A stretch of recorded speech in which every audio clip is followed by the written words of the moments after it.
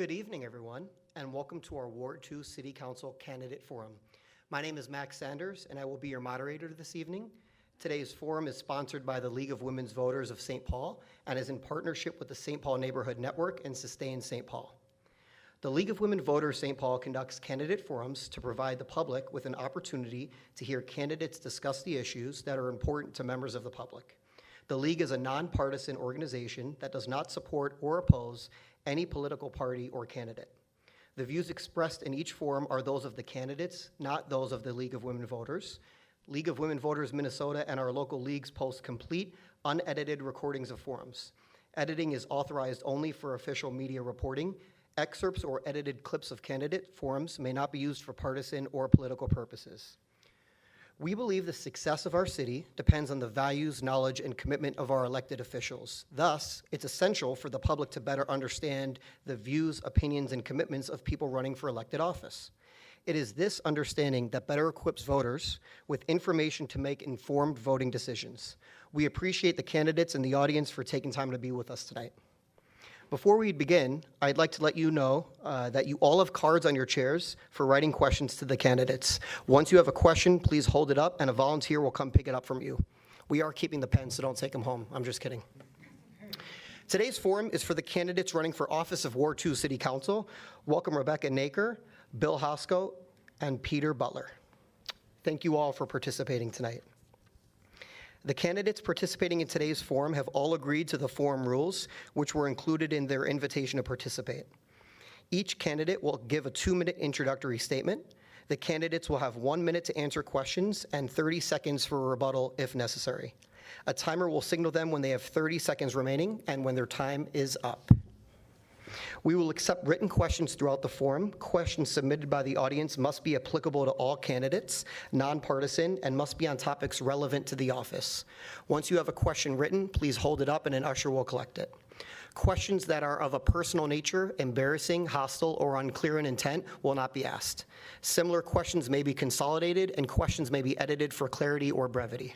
Campaign literature, buttons, signs, clothing, or other campaign-related items are not allowed in the room, but information on candidates is available on the tables outside the studio.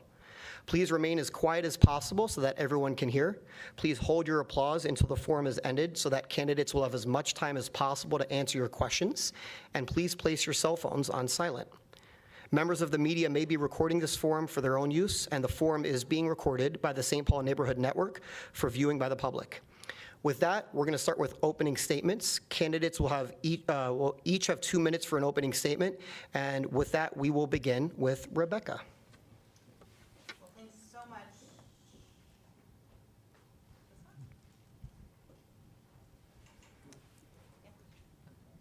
Thanks so much to the League of Women Voters and to all the partners and volunteers for making tonight possible. I really appreciate the opportunity to be here tonight with my fellow candidates for the seat and to have the opportunity to share about ourselves and to answer your questions. My name is Rebecca Naker, and I'm a mom, a former teacher, and a proud resident of St. Paul's West Side. I've also had the honor to represent Ward 2 on the City Council for the last 8 years. And I'm running for a third term on the council because I am very proud of everything that we've been able to achieve as a city over the last 8 years. And I believe there's a lot more that we can do. I think we've made great strides on public safety, but there's so many people who still don't feel safe in their neighborhoods. We've invested in deeply affordable housing throughout the city, but there are many people who still want to call St. Paul home and can't afford to do so. We have invested in our infrastructure, but our streets are still an embarrassment. We need to do better. We have invested in family-sustaining measures like raising the minimum wage, making sure all families have access to earned sick and safe time, and making sure that tenants are protected. But we have so much more work to do. One of the things I'm especially excited about is trying to make childcare and early learning more affordable and accessible for St. Paul families, because I think that's the best investment that we can make in our prosperity and our equity as a community. And finally, we have to do more to make sure that our city government is transparent and accountable to everyone who lives in St. Paul. We are here to do your work. So I'm excited for the conversation tonight, and thank you all so much again for being here. Thank you, Rebecca. Bill, you have 2 minutes. Working? Try again. Hello? Testing. There we go. There we go. Happy to be here, and thanks to the League of Women Voters for hosting this event. I do want to talk about last Thursday, there was another candidate forum which excluded Peter and I unceremoniously after we got there. That it was at Waldman Brewery over on Smith Avenue. Respectfully, I did ask the incumbent if she would do something that would allow Peter and I to participate, and she would not get involved, and I'm very sorry about that. Been talking to a lot of people these last weeks and months. Main issues for many people are crime and safety. I'm going to give you an example. A couple from City Walk talked to me recently. Walking down the street in downtown St. Paul, 2 kids were walking by. One sucker punched the gentleman, knocked him flat on the ground. Police contacted him a day or 2 later. They found the young man. The gentleman said, "May I come to the hearing?" He said, "Well, you can, but we're going to let the young man go." Another one, Red Sea Market up on Wabasha Street, literally kitty corner from City Hall, had not 1 but 2 windows broken out a week apart. The perpetrator was not arrested, and the city had the gall to charge him $950 for 2 pieces of plywood to cover his broken windows. Other issues that need to be talked about, our city budget has gone from $500 million to nearly $800 million in the last 10 years. I have asked the incumbent respectfully how many of those tax increases has she voted on in the last 7 years she's been in office, and she's not replied. Rent control, we were told to vote for that.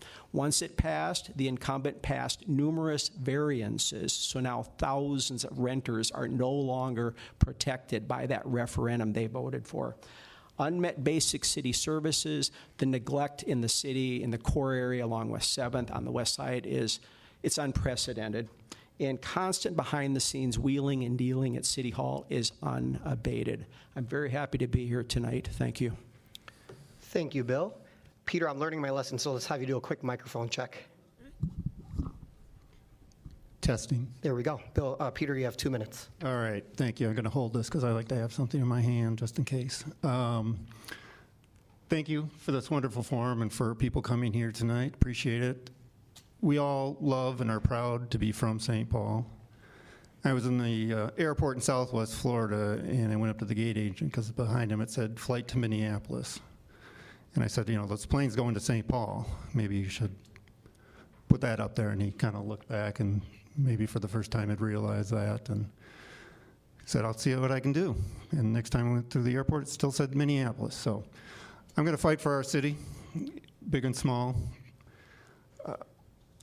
Problem with loving a city so much is it can be frustrating to see how it's being run. And it's really been discouraging just to see how many residents and businesses are being ignored. Their concerns are being ignored by the people who are elected to represent all of us.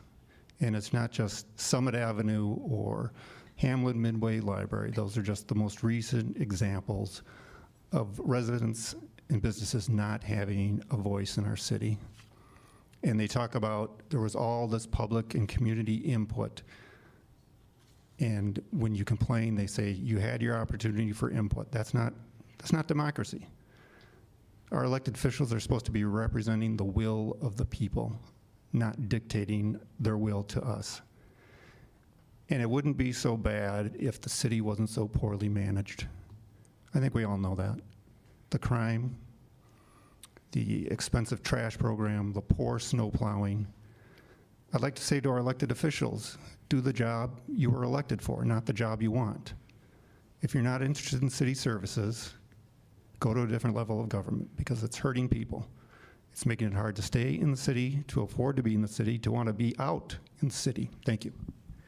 Thank you, Peter. Peter, we're going to stick with you for this first question. This first question is actually from one of our partners, Ayata Leads.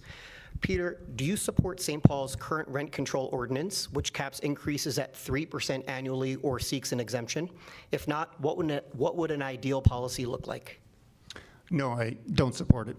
The problem with price controls is what we've experienced. It restricts supply, and then when you lift the price control, the prices all go up. That just happened with all the exemptions that the city passed. You can't manage the market. A government cannot manage the market. So this was passed by residents. I support putting a referendum on the ballot to ask residents if they want to continue with the rent ordinance or not. Thank you. Bill, same question. My understanding is before rent control was implemented, the average rent increase was under 3%. Person in the know told me that. Maybe that's debatable. What was really remiss about the rent control referendum is the public should have been educated that variances may be needed if indeed this passes.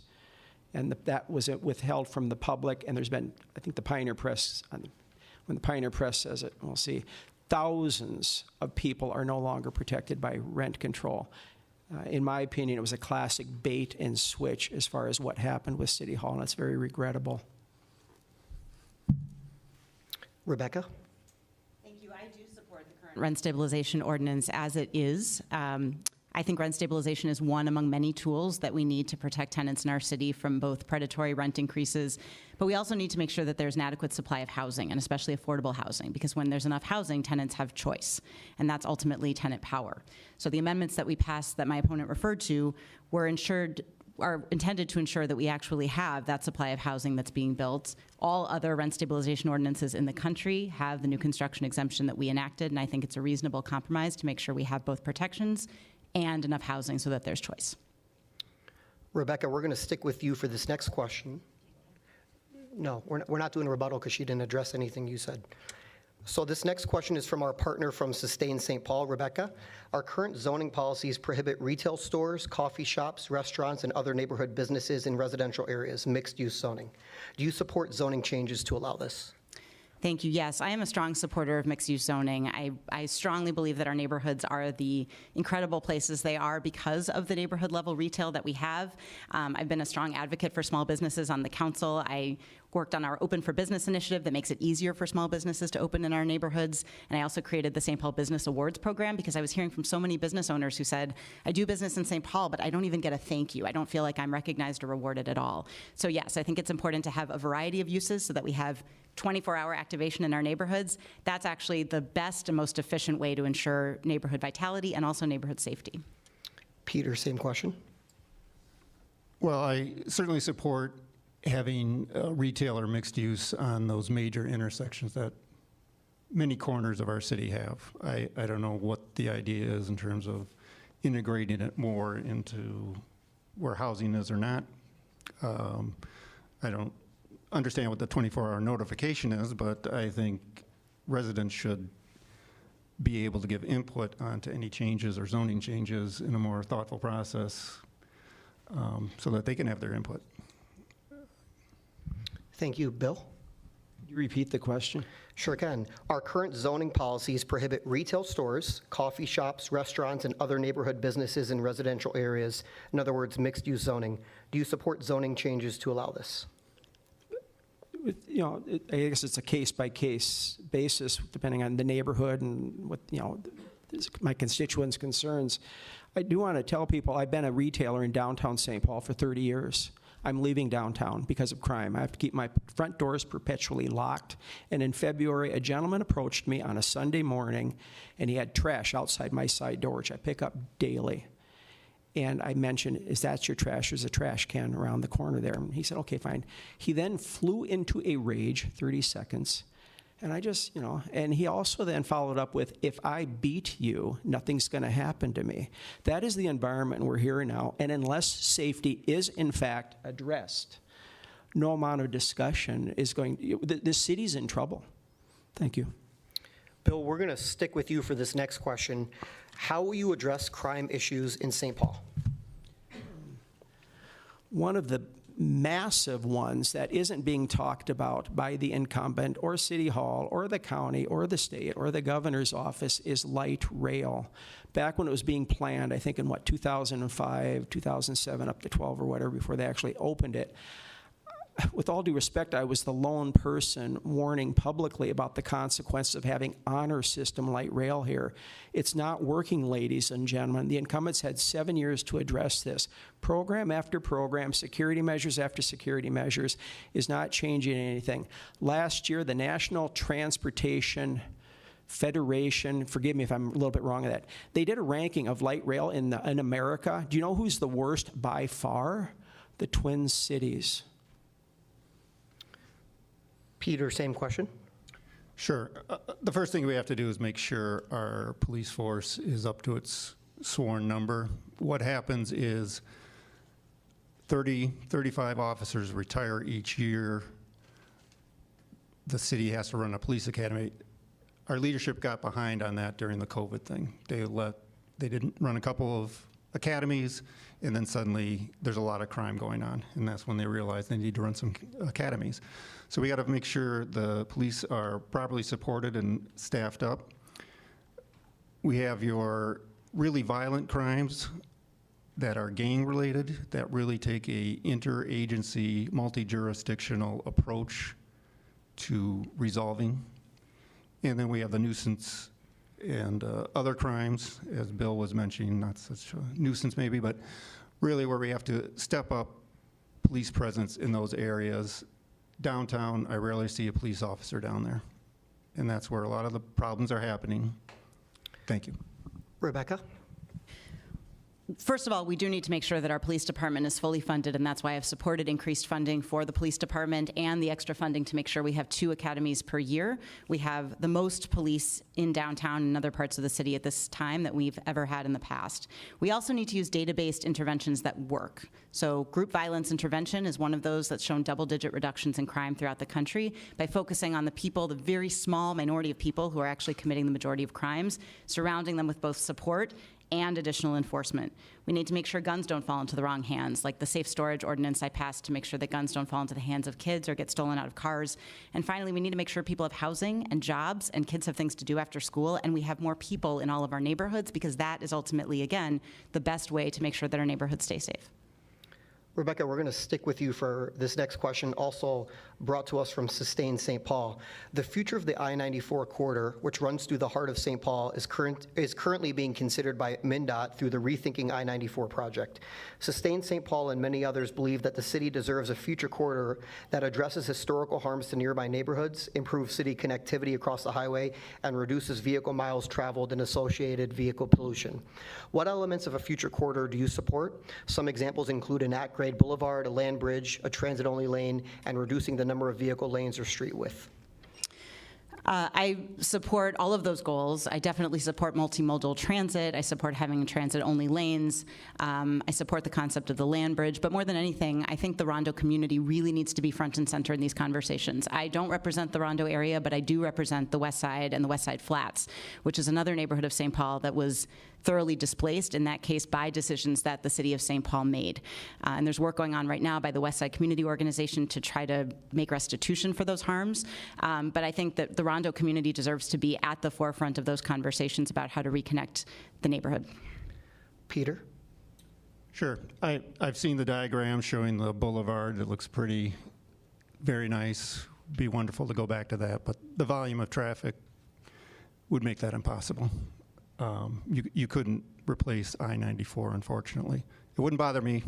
I don't go to Minneapolis. So, but yeah, it would be very tough to do that.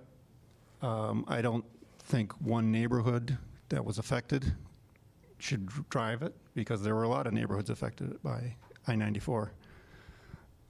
Certainly need to promote more transit, but it's got to be safe transit too. I was taking the bus to Minneapolis, or the light rail to Minneapolis, 70 minutes. People smoking on it. That's not going to bring people back to transit. Thank you. Bill? First, stop the timer real quick. The rules that I read online allowed us rebuttals, and when I asked to make a rebuttal to what Rebecca's comment, you said no to me. But the rules say I was allowed a... We're not stopping the timer, so this is your time if you want to answer the question. No, but that was the... Is there anybody here who saw those rules that were allowed a rebuttal? You're not allowing it. Online it says you do allow it. We're not going to keep arguing. You can answer the question, but this is your time. You're not allowing rebuttals. I'm allowing rebuttals if she makes a comment that's directly aimed at you, but she didn't do that. Okay. Okay.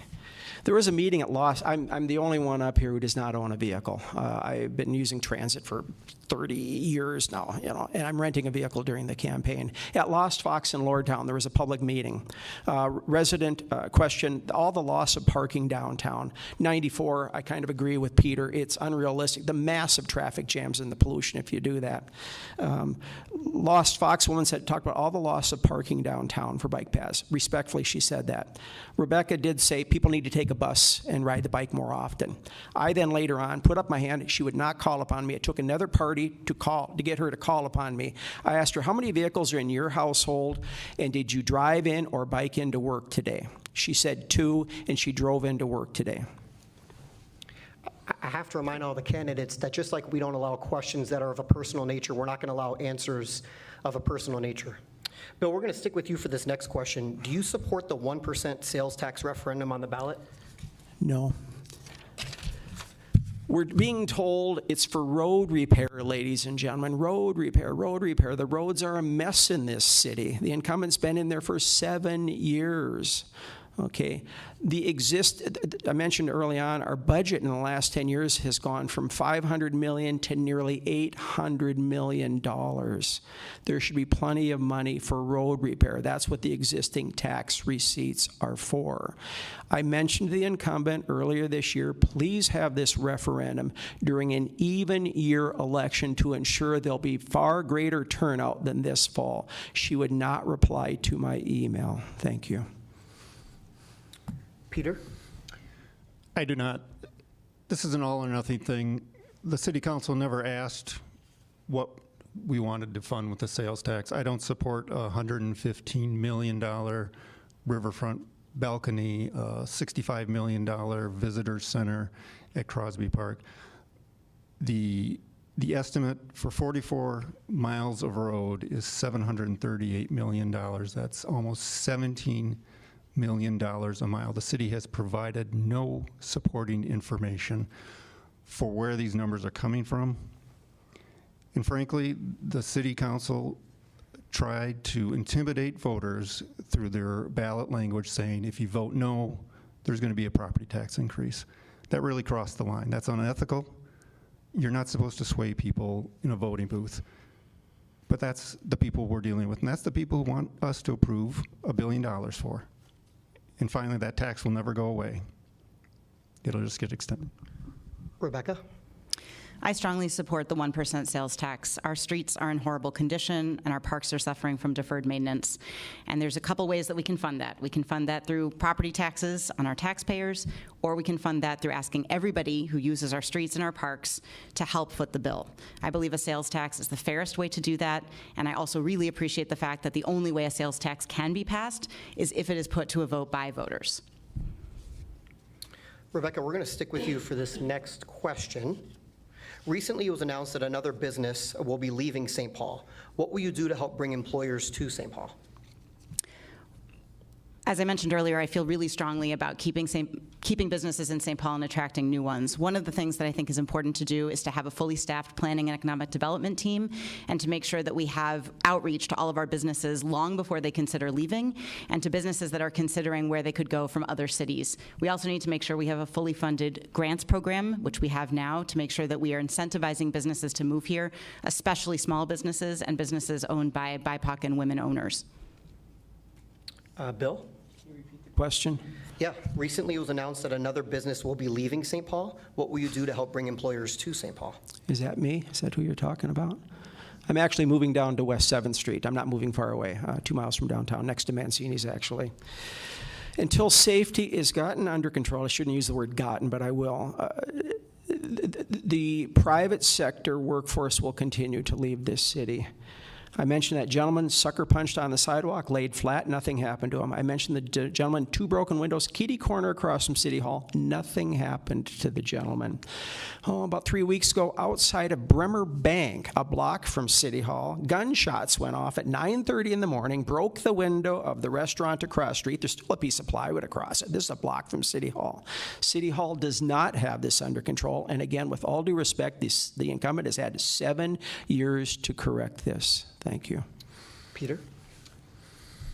I would put most of the city's effort into retaining employers because you're not going to have much luck bringing employers to St. Paul. It's just the fact of a post-COVID world.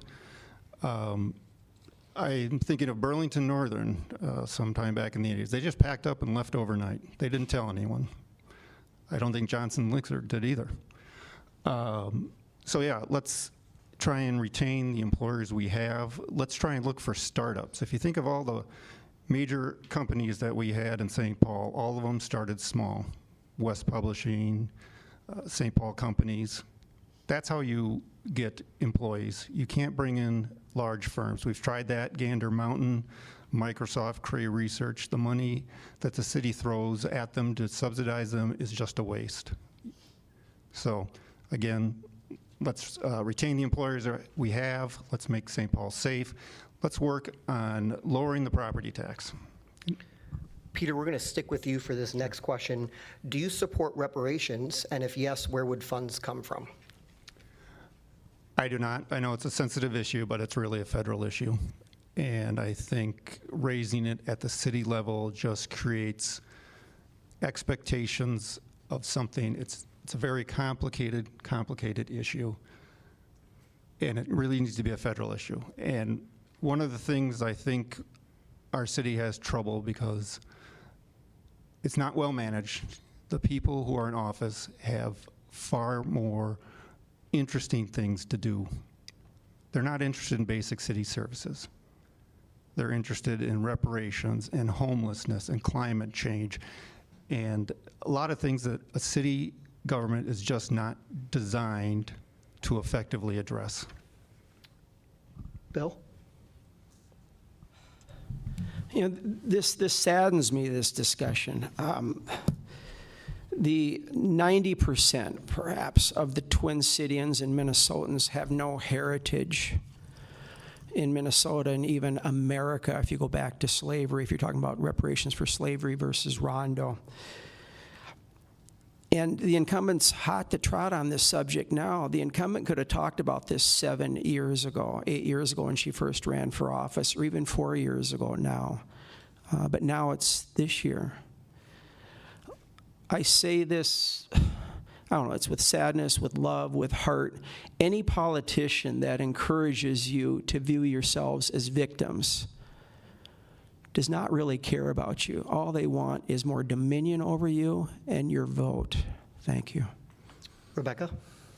As many of us up here have said tonight, it's important for local government to be responsive to the concerns and the priorities that we hear from our constituents. We heard an outpouring of support and demand for a reparations commission from our community, and we responded by creating a reparations commission. I'm very proud that we created that group. I'm looking forward to their recommendations, and I support reparations, but those can take a number of forms. They're not always cash-based. They involve repair. They involve acknowledgement of harm done. They don't involve victimizing people. They do require accountability and moving forward in a productive way that heals. And there are a lot of other communities in the country that have done this in a productive way, and I think we can learn from them. Rebecca, we're going to stick with you for the next question. What changes, if any, would you work for in the city's contract with the garbage consortium? I was very disappointed with the contract that we negotiated with the consortium this last time. We had a very difficult situation in that the state required us to negotiate with all 15 local haulers, which made negotiations, as you can imagine, cumbersome and difficult to get what we wanted for our constituents. In the upcoming contract, we have already decided as a city that we will do several things differently. We'll allow opt-out and cart sharing so that we can encourage less waste, and we'll also make sure that we bring customer service inside City Hall. So you'll no longer be calling Waste Management or Republic or waiting for customer service to respond to you. We'll be handling that ourselves. And finally, we'll be creating our own small fleet of garbage trucks that the city can deploy so that we can respond more quickly when there are emergencies, and we can also provide a competitive service and hold our partners accountable to doing their best. Peter? I'm a little skeptical that the trash program is going to improve. The city waited way too long to issue the contract. We haven't heard any of these details, and it expires at the end of this month. I'm predicting that we're going to have the same bad service at a much higher price because the city does not know how to manage trash service. They do not know how to negotiate with the haulers. That's why the first contract was so bad. The city had all the leverage and threw it away in hopes of preserving all the small haulers that were part of the consortium. It was a bad business decision. There were other goals that the city wanted to accomplish that did not happen. Many people, even well before the contract was signed, was asking for opt-out and sharing. Those were ignored. Another example of where resident input was pushed aside. City staff were making the decision. They were making decisions that they should not have had authority to, and they were making concessions. Bill? 2 years ago, there was the trash referendum. And prior to voting, your mayor, this sounds like deja vu, the mayor threatened to raise everybody's property tax 18% if they voted against his wishes. With all due respect, the incumbent sat silent again as the mayor threatened the entire city with a massive property tax increase, which can only be passed if the incumbent approves it. The city can't plow streets properly, it can't take its sidewalks properly, it can't take care of roads properly. The bike path on Jackson Street is full of weeds. There's so many examples of the city not doing the job it should be doing now with hundreds of additional millions of dollars in its budget annually. I don't know if it should get into the trash hauling business, with all due respect. Bill, we're going to stick with you for this next question. How can we counter investment management companies from dominating the residential realty market? How can we keep ownership local? I have no opinion. I don't know. Is that really under the purview of the city council to be managing people's finances in that respect? I have no opinion on that right now. If elected, I'll certainly generate and I'll talk to people. But it seems like the city should not be involved with that. Peter? Well, the first thing I would not do is eliminate single-family home zoning, because the investment companies are just going to buy these small homes, knock them down, put up a larger building. That's where they're going to make their money. And so you control this by zoning. And the idea that we need to create more density for the city is just going to generate this type of investment. So other than that, the city really can't control the private sector, the private market. I don't know, maybe they can just keep raising taxes, discourage people from investing in St. Paul. That would work too. Rebecca? One of the things we can do is to invest in community land trusts, like the Rondo Community Land Trust, which is something that we've done assertively with our Affordable Housing Trust Fund, which was something that I voted to create several years ago. That helps ensure that communities own the land that they're on, and it holds properties and keeps them affordable into perpetuity. The other thing that we can do is make sure our Department of Safety and Inspections is fully staffed and funded so that they can be effective at enforcing city codes and laws. One of the things I found when constituents have called me about a property in their neighborhood that's not being well managed, that's not being well taken care of, is when our Department of Safety and Inspections can go out to that property, can make sure that it's up to code, can be regularly sending letters about violations. That encourages ownership, no matter where they are, to be paying attention and to be more invested in the neighborhoods where they own property. Peter, we're going to give you this next, or we're going to have you start with this next question. Sales taxes are considered regressive because the less money you have, the harder they hit you. What sort of tax in St. Paul would be fair? Well, we don't have a lot of options because the state legislature controls that. There is the property tax. There is something called the property tax refund program that is meant to address the people who have a high property tax burden compared to their income. They can get a refund. It can be a very large refund, up to 20%, I believe, of their rent. That would be the proper way to alleviate the burden of property taxes.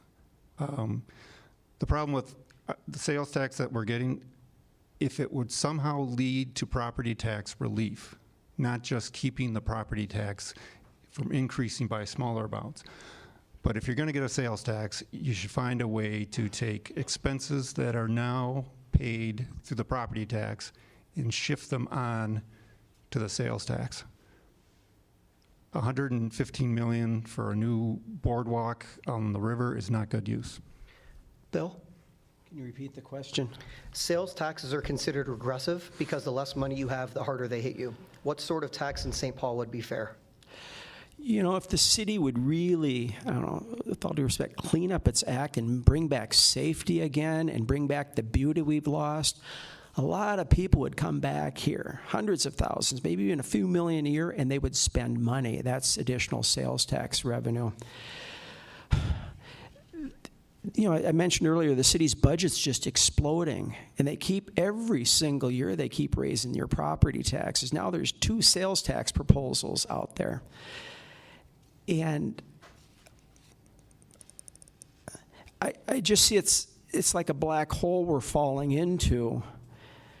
Unless the city gets its finances and its spending under control, the middle class in this city's shrinking. Poverty in this city is rising. That's enough. Thank you. Rebecca? Unfortunately, we don't have good options when it comes to progressive taxes at the city level. Sales taxes, as you mentioned, can be regressive, although less so in Minnesota, where we don't apply sales tax to basic necessities like groceries and clothes. Property taxes can also be somewhat regressive because they're based on property value, and you may be living in a property that's valued highly, but you have a fixed income. Or you're in a property that's value has risen more quickly than other properties around you, like so many of our low-income neighborhoods post-recession, so you see your taxes go up more. The only truly progressive taxation system would be an income tax, which we're not allowed to have at the city level. That's why I think one of the things we really need to do is to push the legislature to restore local government aid. We would be getting tens of millions of dollars. We would not have to raise taxes year over year if we got the amount that we are entitled to by the state's own formula, and why we need to push hard to expand our tax base, as I've been doing for the last 7 years. Rebecca, we're going to stick with you for this next one. St. Paul's 2040 Comprehensive Plan includes a heritage and cultural preservation chapter aiming to support historic resources. What concrete actions would you take to preserve our historic landmarks? There are concrete actions that I've already taken, and those include finding funding to make sure that we can preserve our historic buildings. Our historic buildings are what give our city character. They're what we love about St. Paul. The fact that we did not tear down all of our beautiful downtown historic buildings like Minneapolis did is what makes downtown have the character it does. So from the Hope Fire Station to the Schmidt Building and the Rathskeller Kagan Case Market to the Fire Station 10, which is now A-Side Public House, and on, I have found the funding to preserve and give new life to historic buildings. And I think the key is to be vigilant and to listen to community, to know which buildings are critical, and to be able to know where the funding is, to be able to apply that and keep those buildings not only present, but also to give them new life and new uses. Peter? Well, first of all, I wouldn't knock down our city historic buildings like the Hamlin Midway Library. It's the first thing you do is keep your own buildings safe. I wouldn't put a off-street bike path down Summit. That's considered a historic district. The city's got to take historic preservation seriously first with the property that it controls. Also, the city has to be careful about what projects it funds. St. Andrew's Church was demolished. The city council said we can't do anything about it. And then the city council turned around and passed what are called conduit bonds, which essentially financed the destruction of the church and the building of the new building that wanted to go on there. So again, the city has zoning authority and ordinances. It has funding that it can use to incentivize the rebuilding or renovation of historic buildings, and it can also Bill? I'll give you next 10 seconds more. I'll give you 10 seconds. Next time. Okay.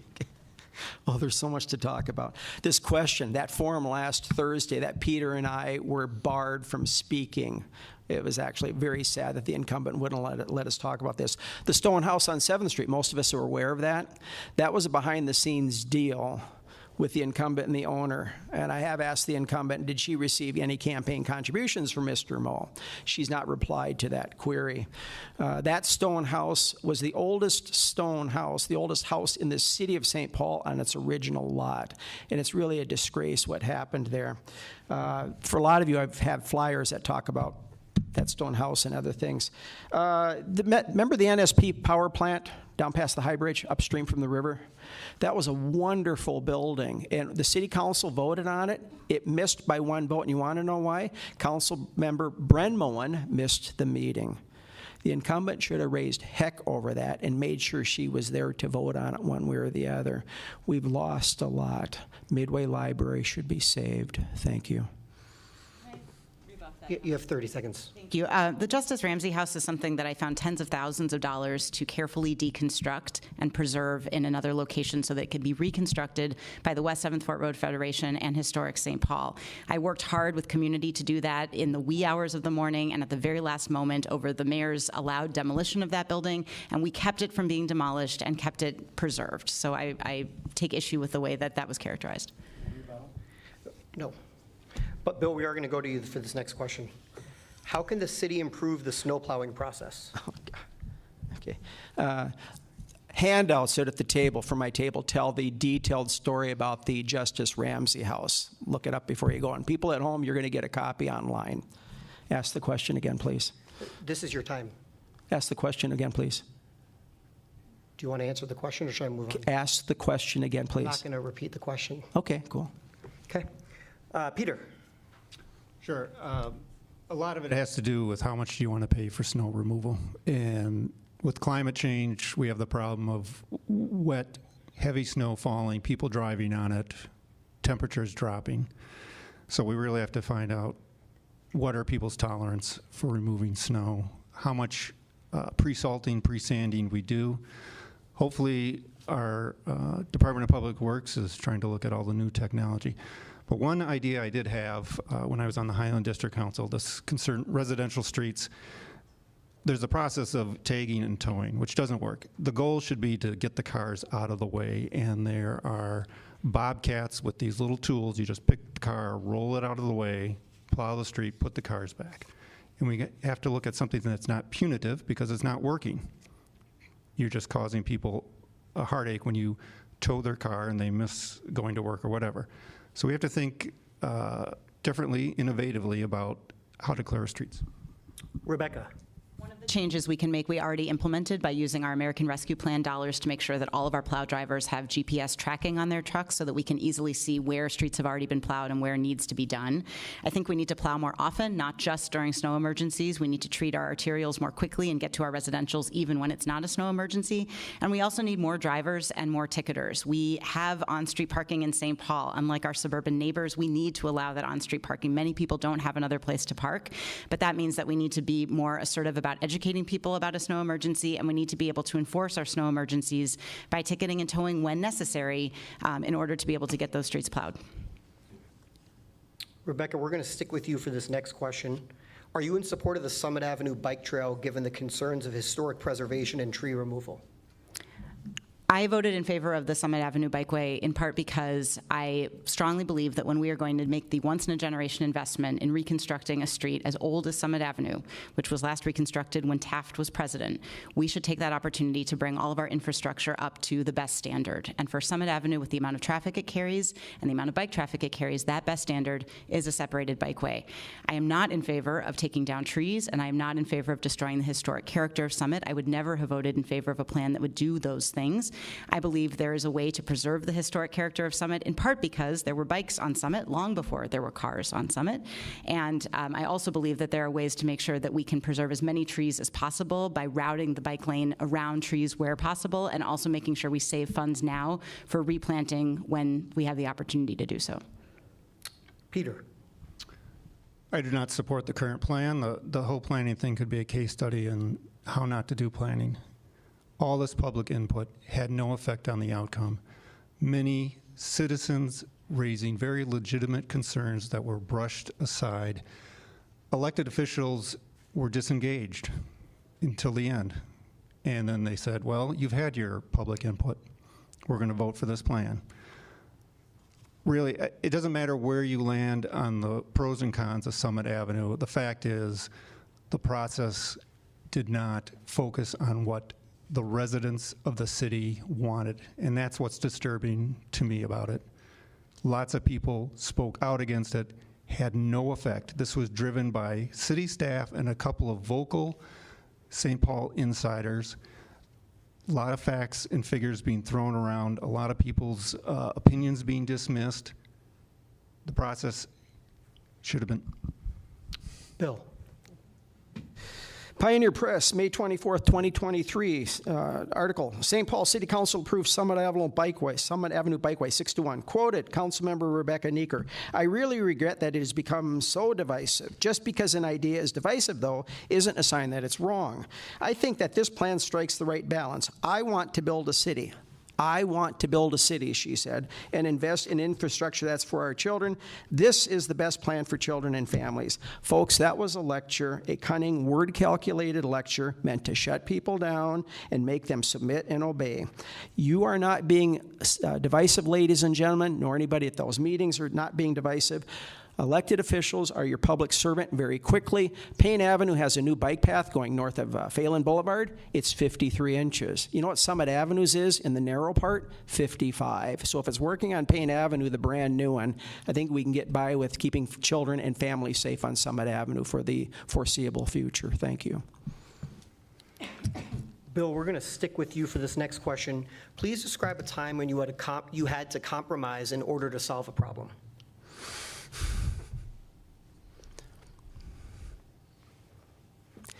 I'm hesitating because so often when I speak, it's after I've talked to people.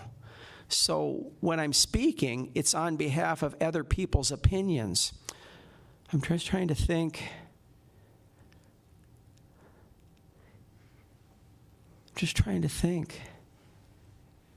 I've never spoken about things that were from me personally. It was on behalf of others. So I'm just drawing a mental blank with that. I've got 30 seconds. Can somebody else suggest something that I've spoken up on?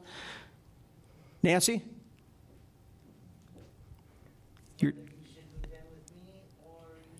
Okay. Well, the Stone House, real quick, on 7th Street. Okay. The house should have been kept there and incorporated into a new development. It should not have been moved. I'm one of the finalists for the repurposing of the Stone House, and it will be close to its original location. Thank you. As much as I love hearing from Nancy, I want to just make sure the candidates answer themselves. We're going to go to Peter next. Sure. I, off the top of my head, can't think of anything. I'll tell you what the process is, though. Parties in some sort of situation or maybe disagreement, they have wants, and they often articulate that as a specific outcome, but you have to dig deeper and see what is really driving their motivation and find out how you can satisfy all parties. Make them, you know, it shouldn't be a win-loss situation, and that's what happened at Summit Avenue, unfortunately. That's what happened at Hamlin Midway. A lot of other instances where it's been a win, some winners, some losers. And maybe you win on one city council decision, but someday you're going to lose. So you want a person who's going to work to make sure everybody is well represented and a solution is widely supported. Rebecca? I can think of many more examples than would fit into the time that I have, because that is what I do every single day. The art of government is the work of compromise. And I would love to be able to be ideologically rigid and say, this is what I want and this is what I believe and that's it. And that would not succeed because I need 3 fellow council members to vote with me on every issue. One current example is the smoking ordinance that we're considering to regulate tobacco and cannabis smoking. There are some folks who would like to see us ban smoking everywhere because they're concerned about secondhand smoke. There are some folks who would like us to see us allow smoking everywhere because they're concerned about over-policing and racial injustice. The answer is going to be found somewhere in the middle, and the work that my colleagues and I have to do over the next few days is to figure out a compromise. And that's the work that I think best represents the wishes of my constituents. I represent 44,000 people. Rarely do any of them ever agree. I hear from people on all sides of all the issues we've talked about tonight, and I do my best. Rebecca, we're going to stick with you for this next question from YouTube. It's actually about the smoking ban. Do you think the proposed smoking ban may disproportionately affect marginalized communities? I would not vote for something that would disproportionately affect marginalized communities, and I've been paying close attention to that with our smoking ordinance that we're considering right now. I believe that the compromise that we're likely to come to once amendments are proposed is going to ban smoking in parks and outside of 25 feet outside of entrances, exits, windows, and ventilations of buildings. I believe that's a sensible approach. I also believe that by taking out the criminal penalty and making it a civil penalty or a request for compliance, that really decreases increases the risk of over-criminalization or over-policing, because I take those concerns very seriously. At the same time, we need to make sure we protect people's right to breathe free and clean air. Bill? Yeah, the reference 2 minutes ago from the incumbent, she represents 44,000 people. I have lost track of the number of people who've contacted her office and she did not get back to them. And I provided some examples in my handout. An additional smoking ordinance, I'm willing to look at it. I can't honestly say yes or no right now at this point. Banning smoking in parks, building entrances. I mean, that's fascinating, because you know what I found outside Safe Zone today on Metro Square, Ramsey County, kitty corner from my gallery. I'm just about moved out of there now. Children, teens are regularly smoking fentanyl outside the front door of Safe Zone. Right above them is a camera that the county keeps an eye on. And we're thinking about banning people from smoking in their cars in parks or whatever. Maybe, maybe not. But look at what's happening. These kids are smoking fentanyl outside what's called Safe Zone.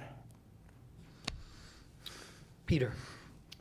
Yeah, I think smoking, I mean, that's a huge health problem in this country. We have worked so hard to try and get the number of smokers down, and now we have this marijuana thing that is just bringing up the health issues again. Personally, I don't like cigarette smoke. I don't like marijuana smoke. I don't like having someone walk by me on a public sidewalk, but we have to share the sidewalk. So I think if you can limit it to areas where most people are going to be interacting for a longer period of time, that would be ideal, because smokers have rights too. All right, you don't want to be a totalitarian state. Again, I think you have to look at where most of the problems between smokers and non-smokers are going to happen. Frankly, you can talk about enforcement. Enforcement never happens anyway. You can say no smoking. I've been on train platforms. I've been in trains. People are smoking. So there's not a lot of enforcement. Peter, we're going to stick with you for this next question. If elected, would you consider allowing residents to park for free at municipal ramps during snow events? Yeah, that certainly helps the city. I don't think there are enough ramps around the city to make that effective. Most of them are downtown, and the people who live downtown probably already have a place to park. And do we want a lot of people driving during a snow emergency? So I haven't heard that idea. I think it would be difficult. Maybe they could park in a library parking lot, park and rec center parking lot. I still like my idea of towing the vehicles just to the other side of the street to let the plow pass and then putting them back. I think that'd be very efficient, and people would not have to move their cars. It would reduce the cost on individuals, usually renters, when they have their car towed. It takes them out of work. They have to go pay a large fine to get their car back. So I do not support towing cars, but anything to move them off the streets efficiently so that we can plow. Bill? Question again, please. If elected, would you consider allowing residents to park for free at municipal ramps during snow events? Yes, I actually maintain 2 ramps downtown for the city of St. Paul. Isn't that ironic? The Robert Street ramp and the Block 19 ramp, post-COVID, post-riot environment, they're only half full now. I disagree with Peter that many people who live downtown, they don't have a lot of money, and they shuffle their cars around. You know, they move it in, park overnight, then they have to get out in the morning right away. Many, many people, it's in the hundreds, if not even 1,000. So yes, I would support allowing people to park in the city ramps during snow emergencies. Rebecca? Yes, absolutely. I agree with Bill. There's a dearth of street parking downtown, and many of our residents downtown are low income and need places to be able to put their cars for free during snow emergencies. We actually piloted that during this past winter when we had one of our worst snow emergencies. We allowed free parking in city ramps downtown, and that worked really well. So I think we should take what works and expand it into the future. I also think we can go beyond just city-owned ramps, though. I had a constituent reach out to me on the west side and say, what about Neighborhood House? They have a whole structured parking ramp and parking lot. Why not allow that to be open to the public as well? And we actually made that happen because that constituent reached out. That's the power of local government when you respond to when your constituents reach out. And we have so many private and nonprofit partners throughout the city with parking structures that we could ask to be good citizens and help us out. I think those are our St. Paul values. Rebecca, we're going to stick with you for this next question. What are the greatest needs in Ward 2, and how would you work to address them and to ensure that those who need help get it? I think the greatest needs in Ward 2 have to do with supporting working families. People are struggling right now. Costs for everything are going up. And so I think that comes down to two things: affordable housing, which we've done a lot of work to try to expand access to, and not just affordable housing, but deeply affordable housing, 30% area median income and below, so we can move people out of homelessness and into housing, especially housing for low-income seniors who often really see a dearth of that. And then childcare is the other issue that we don't talk about often enough, but we're the 4th most expensive state in the country for childcare. When childcare isn't available, kids aren't ready for kindergarten, parents can't get to work, employers can't count on a stable workforce, and we know there's a $16 to $1 return on investment when we invest in childcare. So I want St. Paul to be the first city in Minnesota where childcare is affordable and accessible for families. Peter. In Ward 2, I think downtown needs a lot of attention. It's probably never going to see the number of people or workers that we had 30 or 40 years ago, but we do need to address that. I look at city government as having a very discrete function, which is the core city services of public safety, libraries, maintaining streets, parks and recreation. Issues like homelessness, affordable housing, childcare, the city is just not equipped in terms of raising money, in terms of financing these things to address those issues.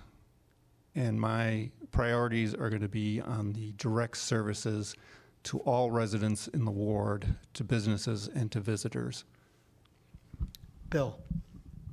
I think tax relief, again, the budget is just exploding. Currently, there's a proposed property tax increase for this year. It's a smaller one than normal because it's an election year. There's 2 sales tax proposals. The incumbent, I would like her to say sometime tonight, does she support all 3 of those tax increases? Rampant shoplifting. Okay, I was up on Grand Avenue this morning or yesterday morning.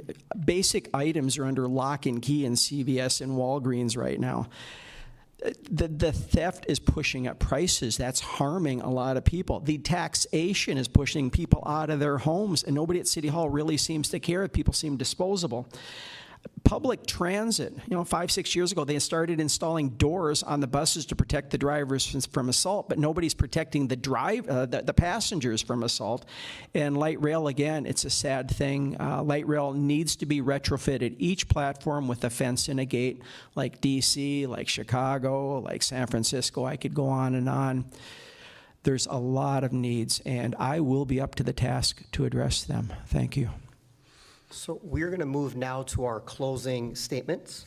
Each candidate will have 2 minutes, and we're going to go in the reverse order of opening statements, which means this is harder than you would think to keep track of all this.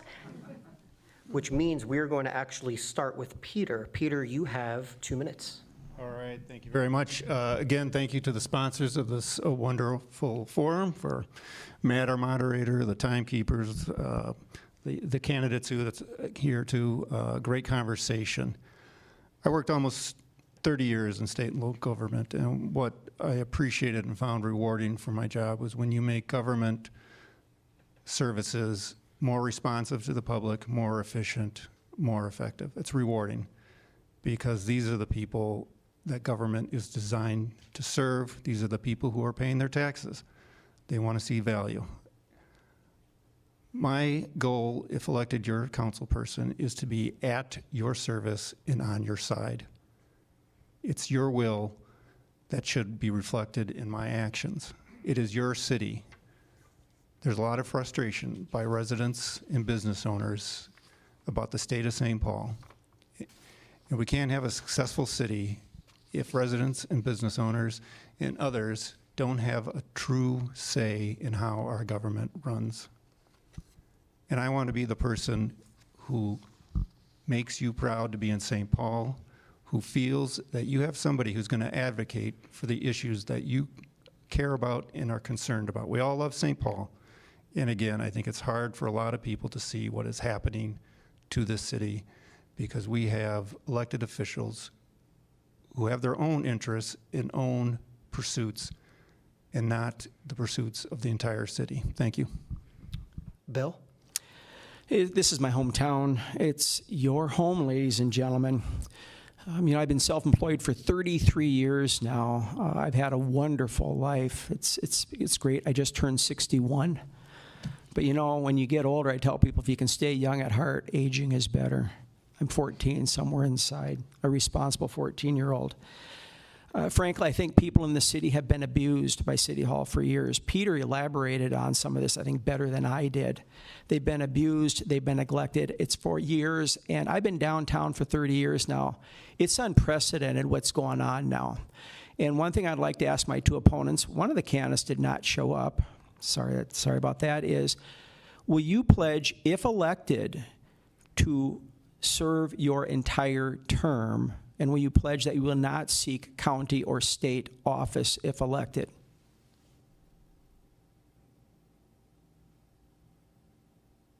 Thank you. Rebecca? Well, thanks again to League of Women Voters and our sponsoring organizations tonight, to everyone for being here, everyone for tuning in. This has been a really great conversation. I do want to recognize that I've heard a lot of pessimism expressed tonight about the state of our city from my opponents, and I want to offer a different view. I understand and appreciate that we have serious challenges ahead of us as a community, but at the same time, I also believe we live in an incredible city.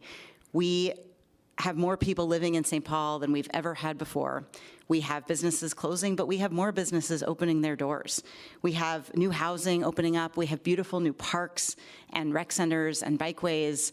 We're planting trees, and most importantly, we live in a community where we really care about each other. We saw that during the pandemic. We see it every day in our neighborhoods, and that's what makes us feel like we live in a big city that's also a small town. And so I just want to say that I have so much hope for St. Paul, and I bring that hope to work every single day. I don't take a single day of this job for granted. I am more excited now to do this work than I was on day one. I'm whatever the opposite of jaded and cynical is, I'm that.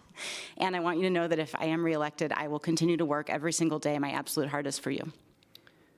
Thank you to the candidates. Thank you to our partners, St. Paul Neighborhood Network and Sustain St. Paul. On behalf of the League of Women Voters, thanks for taking the time to watch this conversation. Good night.